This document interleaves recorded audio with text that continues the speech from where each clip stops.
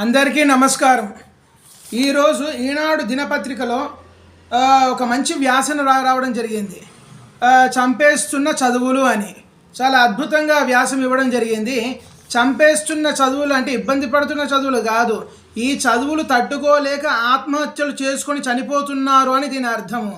అయితే ఈ ఆత్మహత్యలు చేసుకుంటున్న వాళ్ళు ఎక్కువ శాతం మంది 10వ తరగతికి వచ్చిన తర్వాత, ఇంటర్కి వచ్చిన తర్వాత ఆ ఒత్తిడి తట్టుకోలేక వాళ్లకు ఇష్టం లేని చదువులను తల్లిదండ్రులు బలవంతంగా బోధించడం వల్ల, కళాశాలల్లో చేర్పించడం వల్ల పిల్లలు ఆత్మహత్యలు చేసుకుంటున్నారని వచ్చింది.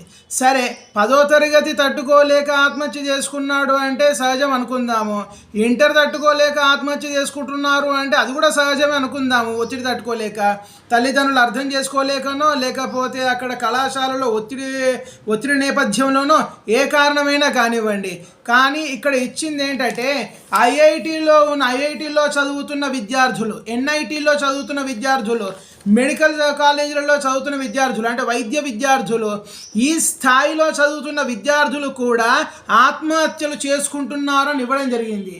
ఏదో 4 ముక్కలు వాడికి వచ్చేసి బట్టి పట్టేసి ఈయన పరీక్షలు రాసిన తర్వాత ఒక ర్యాంకు రావడంతో వాళ్ళకి ఇష్టం లేకపోయినా కానీ వాళ్ళకి ఇష్టం లేని చదువుల్లో బలవంతంగా వాళ్ళని చేర్పించడం వల్ల వాళ్లకు ఆకళింపు శక్తి ఉన్నా కానీ ఆ చదువు మీద మనసు పెట్టలేక, చదువుకున్న సరిగ్గా గ్రహించలేక ఆత్మహత్యలు చేసుకుంటున్నారు అని ఈ వ్యాసం యొక్క సారాంశం.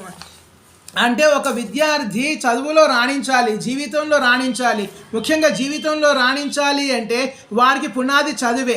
ఆ చదివే వీడికి బలవంతంగా రుద్దినట్టయితే జీవితం అనేది ప్రశాంతంగా సాగదు.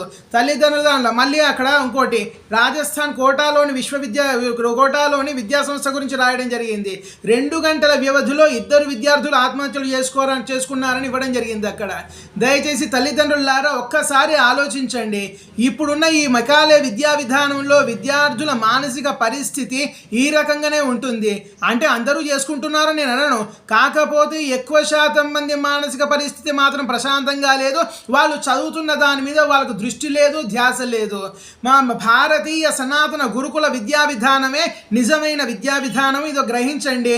డామరేశానందనాథ గురుకుల విద్యాలయము ఈ మార్గంలో పయనిస్తుంది. విద్యార్థులకు చదువు పట్ల ఆసక్తి రగిలిస్తుంది, చదువుకోవాలి అనే ఉత్సాహం వాళ్ళలో పెంచుతుంది.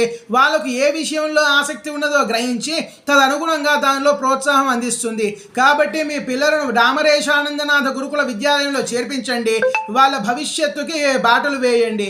జై శ్రీరామ, జై శ్రీకృష్ణ.